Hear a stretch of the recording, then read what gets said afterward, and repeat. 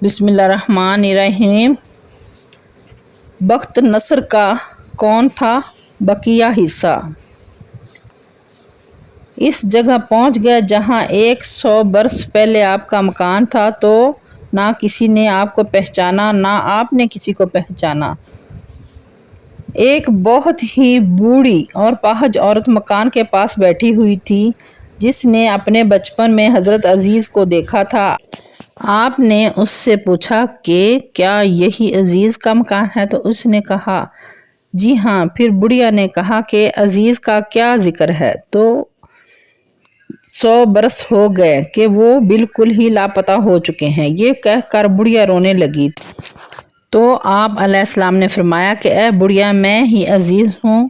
تو بڑھیا، مجھ کو اللہ تعالیٰ نے 100 برس مردہ رکھا، پھر مجھ کو زندہ فرما دیا اور میں اپنے گھر آ گیا ہوں۔ تو بڑھیا نے کہا کہ حضرت عزیز علیہ السلام تو ایسے باکمال تھے کہ ان کی ہر دعا مقبول ہوتی تھی۔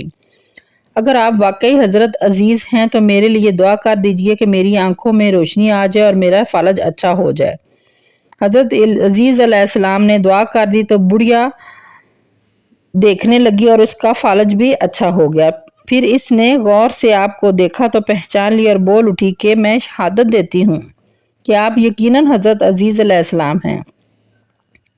پھر وہ بڑھیا آپ کو لے کر بنی اسرائیل کے محلے میں آ گئی۔ اتفاق سے وہ سب لوگ ایک مجلس میں جمع تھے اور آپ کے چند پوتے بھی تھے جو سب بوڑھے ہو چکے تھے۔ بڑھیا نے مجلس میں شہادت دی اور اعلان کیا کہ اے لوگو، بلا شبہ یہ حضرت عزیز ہی ہے۔ مگر کسی نے بھی بڑھیا کی بات کو صحیح نہیں مانا۔ اتنے میں ان کے لڑکے نے کہا کہ میرے باپ کے دونوں کندھوں کے درمیان ایک کالے رنگ کا مسا تھا جو چاند کی شکل کا تھا۔ چنانچہ آپ نے اپنا کرتا اتار کر دیکھا کہ تو وہ مسا موجود تھا۔ پھر لوگوں نے کہا کہ حضرت عزیز تو توریت زبانی یاد تھی۔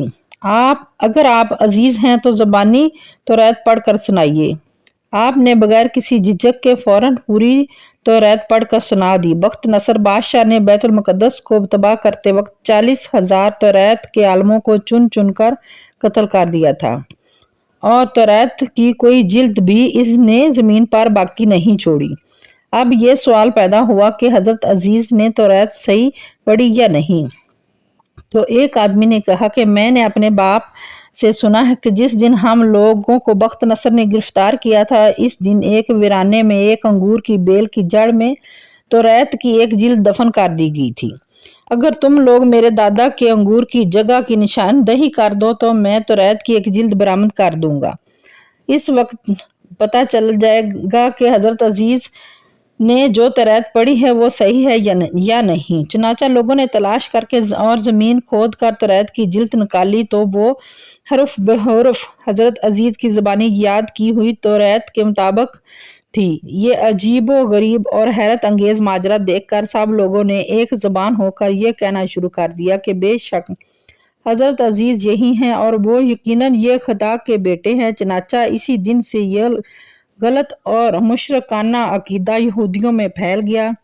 معاذ اللہ، حضرت عزیز خدا کے بیٹے ہیں۔ چنانچہ آج تک دنیا بھر کے یہودی اسی باطل عقیدے پر جمے ہوئے ہیں کہ حضرت عزیز علیہ السلام خدا کے بیٹے ہیں۔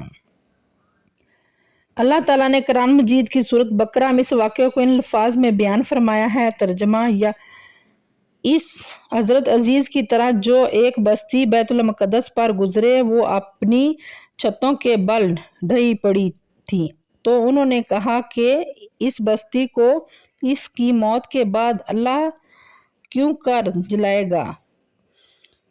تو اللہ تعالیٰ نے انہیں 100 برس تک مردہ رکھا، پھر ان کو زندہ فرمایا۔ اللہ تعالیٰ نے فرمایا کہ تم لوگ کتنے دن یہاں ٹھہرو؟ تو پھر انہوں نے کہا کہ دن بھر ٹھہروں گا یا کچھ۔